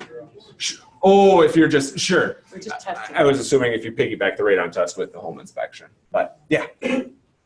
By having closed building conditions, aren't we really trying to produce worst case scenario? Yeah. Yeah. And then, so why not unplug it, you're saying? Yeah, I mean, you're saying leave it plugged in, but yet we're trying to create the worst case scenario. Sure. Within reason, I mean, you wouldn't unplug a radon mitigation system to get the worst case scenario either. And so normal living That's very conditions. clear. Yeah, and normal living conditions. So my argument through all that is why don't you ask the buyer and say, do you know anything about air exchangers? Are you planning on running it? Normally they're run during this period or they're set to 20% off, and give them an education too. And so. That's great, but we're not testing their house. It's not their house yet. But if you're hired by them to test for their purposes. I would prefer that it was very clear whether you unplug it or don't. Ours doesn't make it clear. Ours says. There's an says it can be there's an EPA document from way back that says they should be disconnected. Could you cite that? I think by having the windows closed, we're trying to take variables out of it. Yeah. The wind's gonna do. You know what air exchange. This is under initial measurements, 2.3.2 closed building conditions. In addition, external, Hey internal. guys, can you pipe down? I can't hear them. Where are you reading that from, if I may start there? This is an EPA archive document. From, from the EPA. say, date or Oh, I don't have that. what document or. I could get it for you, but I think Sure. it's 1995. Perfect. And it just states that other than a furnace such as high, let's see here, should not be, in addition, external, internal air exchange systems other than a furnace such as high volume pool house and window fans should not be operated. It's like an attic. So an external, internal air exchange system. I would wonder. It says it should not be operated. I would wonder what date that was published and if the technology of air exchangers was to that caliber yet. By state standard, you're saying that you'll go by the ANSI ARST MAH 2014 standard, which is this. And so, and it says here in 7.5.3.5, if a permanently installed ventilation system such as a heat recovery ventilator or an air exchanger heat exchanger is active during the test, but ready access exists for deactivation or its function intermittently, and that shall be included in the report. Now, also in there, it says. So that means what? I only have to report if it's on? You have to. I just have to report the condition. Yeah, exactly. Say if it's running, say if it's not, say if it doesn't look like it's running. And then also it says in the additional specifications, closed building protocol requirements. And then it says energy recovery or heat recovery ventilator, normal operation of permanently installed ventilation systems that bring outdoor air into the home, also called air-to-air heat exchangers, is permitted to continue during closed building conditions so long as the system is regularly maintained and continuously operational. If such a system is labeled or intended to serve as a radon control system, conduct testing in accordance with the requirements for radon mitigation systems. So it doesn't give you a clear answer as to it should be running or should not. What it says is you should note it if it's running during the test or not, because it definitely can influence the test results. So, good. Cool. All right. Yeah. My comment on the air exchanger, we looked at is after February of 2000, it was required in the building code. It's a requirement. So I would say it has to be left while we're on running. Sure, to get your certain air changes per hour. It was a requirement of the code when the home was built. Yeah, I'm not sure when, because there were two options, air exchangers or a cheaper bath fan and fresh air. And so Both of them were starting in February of 2000. sure, so one or the other was required. So I guess that's a great answer. If by code that thing's supposed to be running because of the age of the house and proper functioning of the house, that makes sense to me. So Yeah, so where do you, so you got a continuous run bath fan, that's considered an air exchange system. could be, yeah, yep, or Right? is. It Yeah, is an yeah. air exchange system. If that's the way it was built in. Yeah, you got a combustion air intake in the basement and you got a Yep, second floor fan that's running all the time. you bet. Then that's the prescribed air exchange system for the house. Yep. It's normal conditions for the house. Normal Yeah. operating conditions, yeah. Cool. Good answers, guys, or good questions too. and answers. So one thing too I did want to hit on this first page of the placement checklist is are required test conditions observed when the measurement device is deployed, yes or no? And then it gives you the options of what you can do. And you guys probably all know that you can either wait, come back, set the tester again, or a lot of your devices have the option of skipping the first 12 hours. And then just, yeah. We'll pause. Yeah. And go back 2 minutes to beat the dead horse a little bit more. In that document, you referenced section, what was it? 2.3 something or another. 232? Yeah. Okay, what you read was paragraph 2. If you go down, it says a little bit further, air-to-air exchangers. During short-term tests, closed conditions must be maintained. Air-to-air exchangers can be running. So the air-to-air exchanger by the EPA had a different definition than whole high-volume whole house fans. Okay. Cool. Next is heat energy ventilator. I think we got that one. Radon mitigation system installed in the building. Sometimes these are hard to find. Also had a house I installed a radon system on, built I think in 2007. Code went into effect in 2009 and picked up the tester. System didn't work at all. God dang it. So I looked around, found one pipe that didn't look like a plumbing pipe, wasn't labeled, had no idea, it was before code. Went on top of the roof, found it. Okay, turns out it was actually a passive system. Had no idea. So I understand that sometimes you may not know if there's a system in the house, if it's behind a wall, if it's, you know, totally buried. So do the best you can. If you know that it's there, make note of it. If you know that it's there and it hasn't been running and the manometer is at even on both sides, maybe check with the homeowner and say, hey, did you know this wasn't running? You might have to do a second test there after they decide to plug it in or check the circuit breaker or whatever, why that thing's off. Maybe it hasn't been running in 10 years, who knows? Any unavoidable construction activities, hopefully there's not a whole lot going on. Sometimes you get there and you're like, oh crap, why didn't anyone tell me this? Storms coming in, obvious. It doesn't say that you can't test if a storm is coming in. It says you shall report it if you tested and there was a storm. So time constraints, real estate transactions, you got 5 days, get a tester in there. Hey, this is the best we could do. There's a huge swing on the third day, probably because a storm came in. Well, we're the first 3 days at 10 and then the spike put it to 15. Does it matter? It's still above 4. But just note it on the report and try not to test during storms. What you guys know.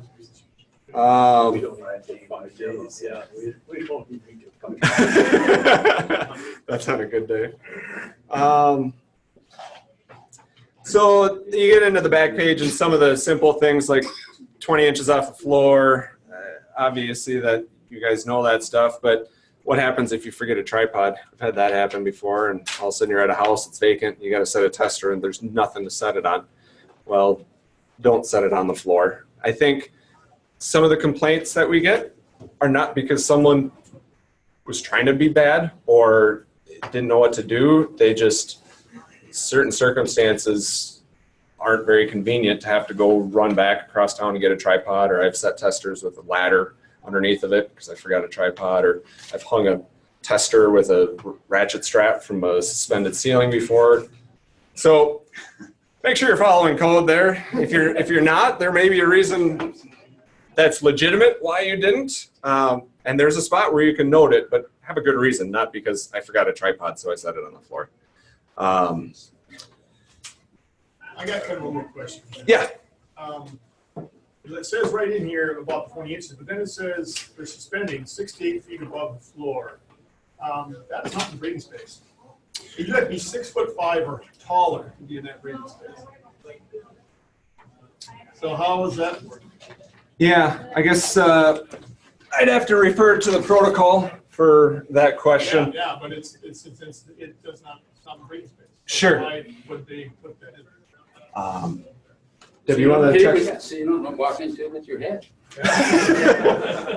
Common sense. I'm not sure that was on the checklist that Bill Angel put together, so I would ask you because that's insane. yeah, that seems a little high to You me. have to be at least 6'5" in every.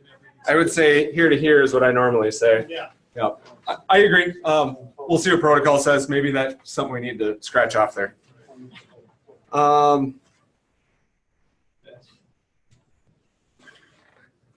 think that's the high points of that. So use the checklist or not, throw it away. I don't really care, but this is to help you if you want it. And the stuff that's on there are shalls. And in order to follow protocol, you should have those in your test report. The main things that we changed on the test report were creating a space for those things to make it easy to make note of it. What you got, Deb? It does not say 6 to 8 feet. It has to be at least 1 foot below the ceiling and at least 20 inches above the floor. Yeah, that's you're right. So this is wrong. We should change that then. Thank you.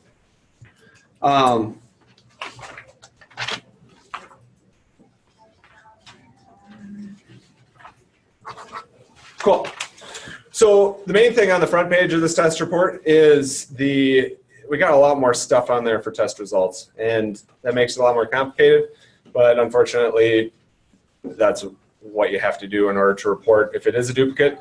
So you can have both test results there and then have the average, or if it's multiple foundations, to have both test results and not average them. So if you got a better way of doing it, great, but protocol says if you're doing duplicates, which you should be, shall be, you got to report both of them and the average. So this was the best way we could come up with to get that on a form. If you got a better idea, we're open for opinions, or do it on your own. And then you'll notice it's 3 pages now instead of 2, which if you want to put the hourly test data on the back somehow, that's great. Unfortunately, the Sun Nuclear test reports don't have 1/10 of what's supposed to be on there. So what we've been telling people is to either put an extra addendum on top or something. You can still use the Sun Nuclear, but you still got to get the other stuff on there somehow. And I believe we actually contacted Sun Nuclear and asked for a copy of their test report or their QA plan so that we could modify it and make it easier for people who apply with that and say, all right, these are the things that need to be changed. And so then after that, she says, well, hey, we got a copy of your MDH one. Are we free to use it? And we said, yeah, great, awesome. But wait, we're going to get you an updated one. It's going to be a lot easier. So I don't know what they're going to do with that. It would be sweet if they modified it even further and took all the other test device options out of there, put in just Sun Nuclear, and that way it's even easier if you did want to change your QA plan. But don't know, but that's where we're at. I think we can keep going, Ruben. All right. Any questions? Good. Whoops. Back up. Got it. Duplicates. So we got this spreadsheet. So you got your 2 test results. We got a high and a low, and you just put it in there. And then if you use the MDH spreadsheet, it does the calculations for you, and then it shows your RPD. And the little, is there a pointer on this, Ruben? Yep. It's up bottom one. Cool. So right there, that's telling you your limits. So ideally you want it in the green. If you get it to the yellow, it's not necessarily bad, but you got to keep a watch on it. And if there's so many that are in that and you're noticing a trend, you should start looking at it closer. If you get into the control limit, you're out of spec, and you gotta figure what's going on there. So again, it's like Josh said, you're not in trouble because you got a tester that's acting funny. You're in trouble if you keep testing with it and you're giving out bad data. So give us a call, give the manufacturer a call. Hey, and one weird test doesn't necessarily mean that it's bad. Best thing probably, if you go back to your QA plan and it says in there, hey, if we got one that acts funny, do another one. And if that acts funny, then maybe do something. If it acts normal, then maybe you're all right, but keep an eye on it. Yeah. I thought the requirement was if you're past the control limit, you have to do another one. Isn't that right? Could be. I'd have to look exactly in the QA plan and see Like, what it was. You Because did it's a more big research. deal. Yeah. It's like, look, it's too far out. That test I just sent you is not valid. Yes. You need to come back out and do another test. Oh, you're on the last day of your contingency? well, I don't know what to tell you. I mean, it puts us in a horrible position Sure, when this happens. I don't know what we're gonna do. sure. Has anybody else dealt with this before? I mean, we're gonna look really, really stupid when this happens, and it's gonna happen. And I think that's why we had a little reluctancy on people doing the duplicate in the field, because it's a lot simpler to handle it if it happens in your basement. Yeah. But I thought according to NRPP, if it. This isn't NRPP though. Right, okay, so the state differs from NRP. I thought you adopted NRPP, where NRPP, you would, report it on, say, this, we had 2 different variations, and then you investigate it. Yep. So, but the state requires you to retest? Is that what you're saying? No, in the QA plan. That's what I remember. Okay. I think Deb's looking it up here. Yeah. It depends on how many times you've been out of whack. Have you been out of whack once? Are you routinely out? Okay. Or the control limit, if it's over 36%. Yes, it says for measurement systems that entail 20 or more duplicate measures in a month, if more than 5% are in the warning range or more than 1% are outside the control limits, the measurement system is generally considered out of control and all measurements are questionable. If you've got one that is greater than 4 and the other is below, if the results are more than twice, that has to be repeated. Can you say that in plain English? Yeah, if you want it even better, if you wanted the whole background of all of those QC things, this whole document is filled with most difficult stuff to digest. And so if you have one that's out of whack, that doesn't mean that you necessarily have to retest. If you're getting more than one that's out of whack, then it's recommended that you retest. And everyone should have in their QA plan what they were going to do if they were out of control. But the code doesn't require, just because you have one out of control, that you have to redo the test. the code requires that you follow your QA QC plan. So, So if you have it in there and you're like, no, that doesn't make sense, and you want to recommend something else, you can make those changes, send them in, and as long as it's Hey guys, I'm sure the people in the back can't hear right now, please. So if your QA plan says, if we have one that's out of control, we shall retest, and you don't think that's reasonable for your operation, and you want to say, if we've got 2 tests that are out of control within a month, we will then, do a retest, we'll investigate. As long as it's reasonable and you're tracking those things and you're doing something if it is happening, that's what we're looking for. Okay. So a lot of people struggled with the corrective action section. So, go back, look at it, read it. If what you say you're going to do isn't what you want to do or you don't think is reasonable or how you want to do it, you can make those changes. You can send them in. We'll take a look at them. Give us a call. We're glad to talk. And we've spent a lot of time in this code, and we've had a lot of discussions even amongst ourselves of interpreting. Is this a should? Is it a shall? Is it a best practice? So, if you have those questions, give us a call. Can't you guys go to our boys on the hill and tell them, take that out and let us do it in shop? well, and that wasn't on looking like we're stupid out there in the field. Let's do it where it belongs. Yeah, and it wasn't in the rules. No, because it was not in the rules. And, Jesus, where is this coming from? That's it with every single thing in that QA plan is, all right, was it in statute? Was it in rule? Was it in the ANSI-ARS protocol? Where did we come up with this? Was it in Bill's template QC? So the ideal thing, and again, we've got code minimum and we've got best practice and anywhere in between. And the ideal thing is to test in different environments in different radon levels. So you don't want all of them in a 0.5 average house because you're not going to be able to test in different places. So if you end up doing a test and you are more comfortable with this homeowner than you are with that homeowner, or whatever reason, you have some discretion on where you want to do these duplicates. And so there's some gray area and there's interpretation to every code. And Do them at your neighbors for free. Sure. You got 10 minutes, just so you know. Okay. Yeah. I don't know if you're going to talk about the audit process. Yeah. But hey, you are? Yeah. We're gonna.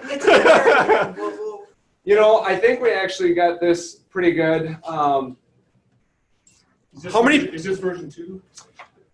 So duplicates haven't changed much. It's the cross-check that I did modify, and I changed the, cross-checks do RPE, relative percent error, instead of RPD. Really, if you want to get into the nitty-gritty of it, great. But we tried to do as much work as we could to make it as easy for you as possible. So you got this sweet spreadsheet, enter the digits in there, and then you can track it on there. So if you start seeing something weird, let us know. We can help you through it. That was the cross checks. So standard operating procedures. We tried to make everyone put in their operator's manual for their machine. We don't require a performance test like NRPP does, and so we figure the next best thing is just have your operator's manual. If we do the audit, we may ask you to just start a test for us or print out the results. Seems pretty simple, but we just want to make sure that the person who's licensed is actually the person who's setting and retrieving those testers, or is that just the guy in the office and he has someone else do those tests? So internal audit. So you can do your own audits, just go through that checklist, or it can be as simple as, hey, we really screwed up on this test. Someone was really pissed. We didn't get paid. We want to do something different. So change it in your QA plan. Review it. Calibration log, make sure you get your testers calibrated once a year. Have a way to check it, make sure you do it. It's something that if you're not tracking it, it might be easy to slip by and you're like, oh crap, that thing was supposed to be calibrated 2 months ago. Next thing you know, you give a test report and on the report, you're supposed to say that when it was calibrated last, and all of a sudden the buyer or seller says, hey, this tester hasn't been calibrated. You look like a duck. No, not very smart. So at the end of the quarter, you need to upload the data. It actually can be really simple. And so this is what everyone who got licensed for. You want to talk about it, or you want me to just keep rolling? All right. And by all means, Deb is probably more qualified on any of this QC, QA stuff than me. And so I just chose tonight to talk. So if you have any questions, both our cards are up here. Feel free to contact, email either one of us. She is very knowledgeable in all of this as well. So when you upload, you go back into the licensing website, log in, type the information if you can remember it, and then you upload 4 times a year. And there's 2 ways to do it. So so you go to quarterly reports up there, and then you have the option of inputting it each day with each test that you do. So that's one. If someone doesn't do a whole lot of tests, and like, I just want to do this, make it easy. So you just fill out that required information, hit submit, and that one's done. The other way is to do a spreadsheet. And if you get it set up, it's not that hard to do, but it might take you just a little bit of time to get the spreadsheet set up just right, because you have to input certain fields in the right spot. So what you can do is you should go to that quarterly upload, and then you can choose add or upload measurement. And so that's, once you get there, then you can click on that and download the Excel spreadsheet. And then once you have that, you just enter it in line item by line item. And so then as long as everything's kosher on it, it uploads and then you can tell how many you've uploaded by the quarter right there. And I know we're going to get lots of questions on this, and feel free to give us a call. We're going to be doing a lot more of these classes, hopefully, because I think there's kind of a gap right now between, okay, we got our QA plan upload, but we don't know what the hell's in it. So we want to help and get everyone educated and do the best we can at that, so that when we go to the audits, they're a lot smoother, and we're going more on review, and instead of taking an hour or 2 hours or whatever of your day to go over stuff that you really probably would have liked to know a different way. So that's the spreadsheet, and those are the columns, and you can just enter them in as you go down. And then an important thing there is the upload help. And so you can click that and it tells you what goes, helps you decide what goes in each cell. And so the main thing that you'll probably find is each test device that you have has its own number. And so that thing will tell you, if you click on that, I'm getting a lot of confused looks. We have 4 minutes. So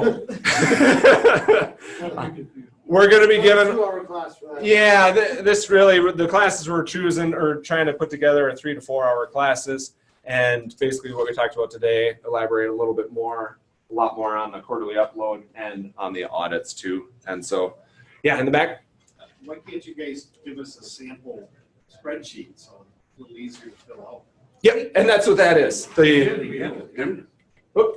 Yep, right there. So if you click on the download CSV right there, if you click that, that Excel spreadsheet will download, and that's what you can fill out. And we could email this to you, but the thing is, the help is individualized to you, that each person's monitors have their own unique number. So you have to click on the upload help, and yours is going to be different than anyone else's. Did I hear you say you could do that more often than quarterly? If you wanted to do it monthly? Would you- Yep. Yep, you bet. Just to keep, you know. I just do mine every time I'm done. I just get I think it's way, I started doing that. Yeah, so you do this spreadsheet, option I was then. like, no, this is the easy. Yeah. Got all the company So information. totally up to you. As long as you get the information uploaded, that's cool. So that's that help. If you do that upload help, that's what it'll show you. And then in there, it'll tell you what your test device numbers are. And so that's, for an example, I think that was Josh's, and he has a bunch of Femtotechs, the state's testers. And so those are the device numbers right there. So if you have a Femtotech, don't use those numbers. I wish it was easier. I'm sorry. Go back. Yeah. If in the system you loaded 5 1027s, you're going to have 5 unique numbers for those 1027s. We don't care which 1027 was on what job, all right? So we really only need one line item. So just pick one of the 5 and put that in your field for now. As long as they're all 1027s, just pick one. And the problem is with the website and people when they applied, when it started, originally people were putting in serial numbers, and then we said, well, we don't really need that. So just enter one of each type of device. Well, then it came to a problem of evaluating the QA plan. And it's like, well, do you only have one? Okay, can you do duplicates and cross checks? Crap, now we need to have you upload at least 2 of them. And so now over 2 months, there's a spattering of some have all of them uploaded, some have 1, some have 2. So really the only important thing is that you tell us, did you use a 1027, any one of those for the test that you did, or which type of testing device did you use? If that makes sense. But that was a good point, Josh. Thank you. So audits basically one time during the year. If we have time to do more, if whoever wants an audit first, let us know. We're happy to help. But we're going to start doing more of those hopefully after we get a few more of the classes done and get people going. Basically, we're not trying to get you in trouble or anything like that. We're saying, all right, we got this time to get stuff going. Next year, it's going to get a little more serious, and so we want to make sure that we give you as good of an opportunity to get stuff rolling this year so that next year it's a little bit easier, and the next year it's easier too. Yeah, and I will say we've got an audit checklist, and then we've kind of got an answer guide to the audit checklist of what we're looking for each of those categories. That's available to you guys. We send you out information ahead of time as kind of what we're looking for. But if anyone wants that now to say, hey, what can I expect in an audit? What are you guys looking for? We're happy to email that to you. Let's do it. Yeah. And I don't think that's made it uploaded yet either. So we'll, after the 14th, we'll get all. You're not tied into the MinWars portal, are you? No. Thank goodness. But I wouldn't mind having just a little bit of that. Yeah. How about it? So I think that is Hey, it. hold on, before we end, for anybody online, please sign out if you want to get CE credit for the Minnesota Department of Health. You just type in your first and last. Oh, you got it. Well, until I tripped over the cord. If you're online, you got to type in your first and last name. If for everybody here, please grab a CE certificate before you leave if you need one. And thank you guys from the state. Thank you all for coming out. Really appreciate it.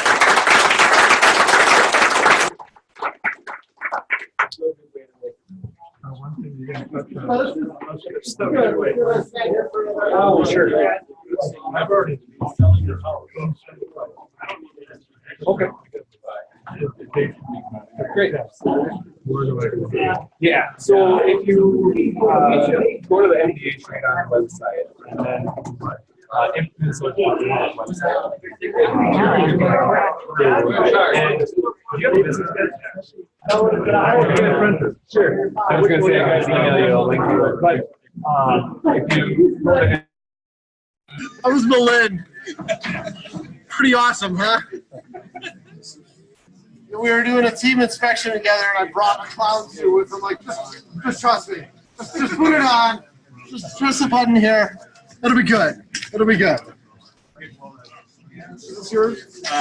Standard depth. Okay. Cool. Do we take these? Are these there to the board and return them? I'm trying to get people to leave them here so they're here next time. That's the goal. But whatever. Because we're going to see Doug on Friday. I'm just going to get Oh. So just one of these we're getting? Yeah. It works dual purpose? I don't know what the state needs. If you signed in, we'll be getting something that says I was going to ask the board, what are the CE qualifications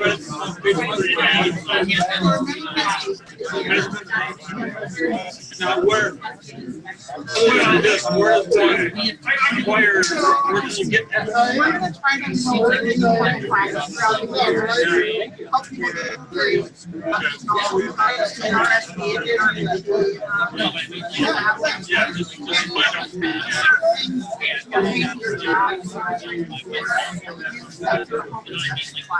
Yeah. And you can submit that to us in person to your job. Yeah, because there's money. All right. Can you give me one of those?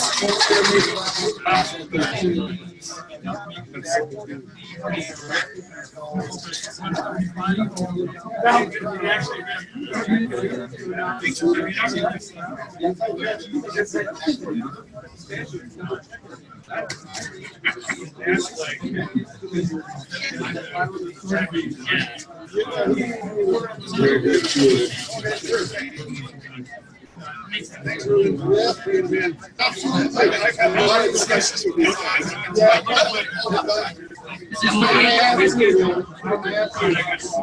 lot of work. Getting our QA plan report we have to approve.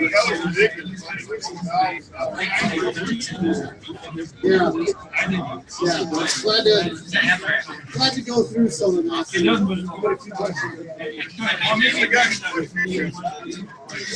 Yeah. I don't know. There's much. I sure hope everybody's raising their prices. We already installed. We already. Did you? One thing I'm trying to figure out is just like one of the other guys said, you got the condition one. What are you charging extra? We're not charging anything. I mean, good for him. This is basement. I'm no idea anything I do.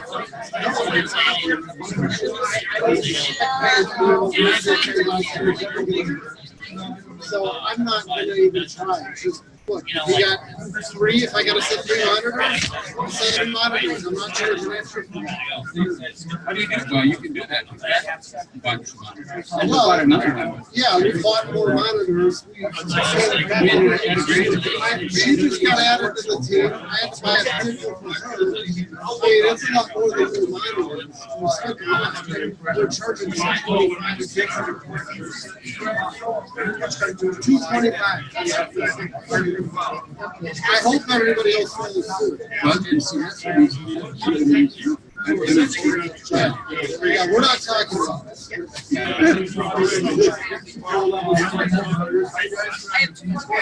oh wait, 4 levels. Yes. So, you know, I mean, I was in the crawl spaces, you know, in non-living space. I'm in the basement with the monitor. We always do that too. And now I'm not going to set a monitor. I'm assuming you want in the basement. And, but in my house, so my office is over at I have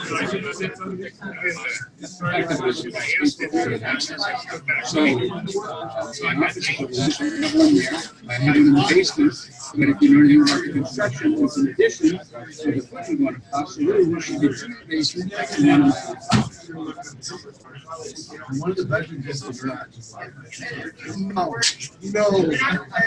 I'm glad he said no to that one. He said that's no. I did the best I can, but you know, it's something it's not good enough for you. I mean, no, it's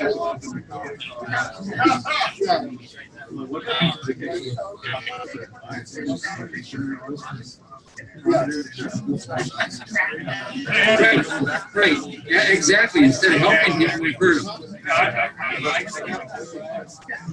This is the lead here. Yeah, you got a long time. Before I walk off, it's in my pocket. Thank you. I gave Josh your thumb drive. Yeah, I got it. Thank you. Are you? Thank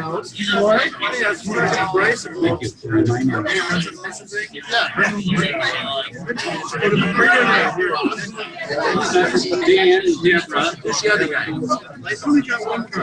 Yeah. That's what he was telling me. That's what it says. Let's see. Sounds good. The other guy. I've got some mail.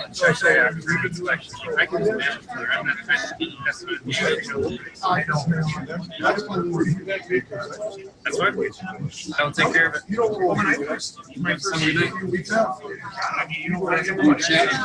all the same? They're all the same. We're still here. Has your name on it? A lot of credit. That's, I'm signing it, so you just write down the. I see.